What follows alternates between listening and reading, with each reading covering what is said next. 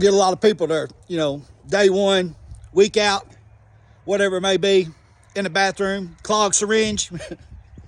Hey, how did you make it? With a felony, with prison sentence. I'll tell you how I made it. And I'll tell you how a lot of other people made it too. There comes a time in your life where you realize you'll never give the fuck up again. And there's been moments when I went out in that field, got on my hands and knees in tears, beat the fucking ground with my fist and my head, and said, fuck you, and fuck you, God, and fuck everything else. And he got right back up and said, I can't quit. And God stayed with me. And my family stayed with me.